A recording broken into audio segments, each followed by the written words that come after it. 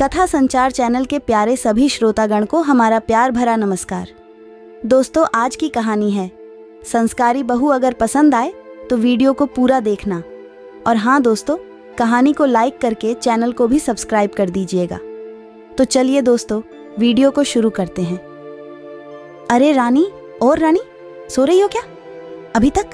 रानी की जेठानी जोर जोर से चिल्ला रही थी घर के आंगन में खड़े होकर। रानी यानी मैं। तभी मैं भागती हुई अपने कमरे से निकली और बोली, दीदी आ गई मैं। जेठानी बोली, रानी तुम्हारा नाम रानी है, तुम रानी नहीं हो। मैंने तुम्हें रात में ही समझाया था कि सुबह को जल्दी उठ जाना, तुम्हारी मुंह दिखाई की रस्म है। मैंने बोला कि दीदी रात को नींद ही नहीं आई, जगह नई है और मन में थोड़ा डर था कि सुबह आंख नहीं खुली तो। रजनी दीदी हंसती हुई बोली, रानी मेरी प्यारी देवरानी, जल्दी से घूंघट कर लो, अगर माँ जी आ गई तो हंगामा हो जाएगा।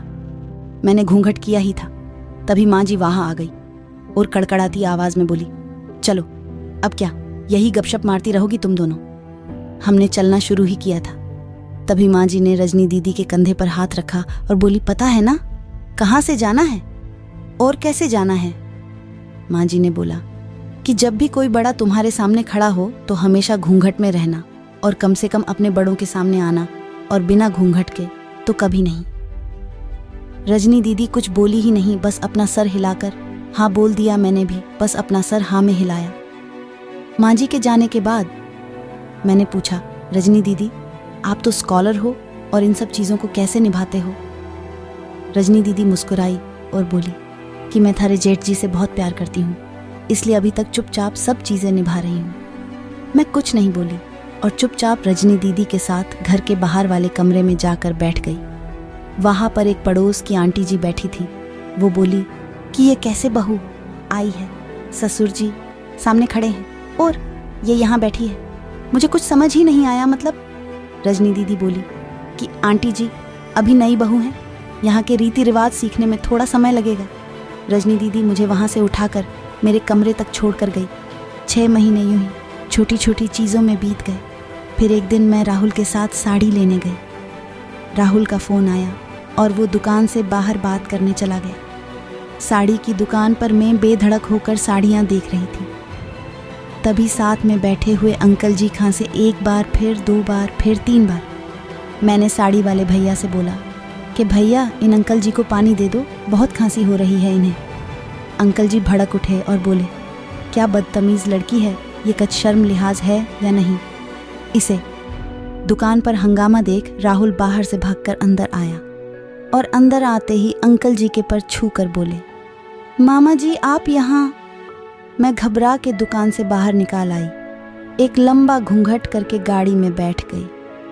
राहुल बाहर आया और गाड़ी में बैठकर गाड़ी बहुत तेज़ चलाने लगा। मैंने धीमी आवाज़ में बोला, गाड़ी बहुत तेज़ चला रहे हो, कहीं एक्सीडेंट ना हो जाए। हम घर पहुँचे ही थे, तभी माँ जी ज़ोर ज़ोर से चिल्लाते हुए बाहर आई, देखो आ गई ये रानी साहिबा ख़ानदान की इज्जत मिट्टी में मिलाकर। तभी रजनी दीदी आई और बोली, माँ जी मेरे शादी को 6 साल हो गए हैं, मैं अभी तक मामा जी को नहीं जानती, ये कैसे जानेगी? माँ जी ज़ोर से चिल्लाई, देखो कैसे चप्पड़ चप्पड़ ज़बान चल रही है इस रजनी की। कभी राहुल सबकी बात काटते हुए बोले कि माँ ये दोनों सही बोल रही हैं, अगर ये हमेशा घूंघट करके रहती है तो ये मामा जी को कैसे पहचानेगी? और माँ आज मामा जी के फ़ोन पर तुमने पूरे घर की शांति को भंग कर दिया है। ये वो ही समाज है जिसने सीता मैया पर भी उंगली उठाई थी। पिताजी और जेठ जी ने भी अपना पक्ष राहुल के साथ ही रखा। माँ जी थोड़ी देर सोचने के बाद वापस रजनी दीदी और मेरे पास आई और बोली कि तुम दोनों को अपनी मर्यादा पता है, मुझे उम्मीद है कि तुम कभी भी मेरा सिर शर्म से नीचे नहीं झुकने दोगी। हम एक ही परिवार के सदस्य हैं, हमें हमेशा साथ रहना है, अच्छा वक्त हो या बुरा वक्त, हर सदस्य को अपनी मर्यादा पता है। माँ जी ने मुझे और रजनी दीदी को गले लगा लिया। दोस्तों, कहानी को लास्ट तक देखने के लिए धन्यवाद। मिलते हैं एक और नई कहानी के साथ, तब तक के लिए जय हिंद।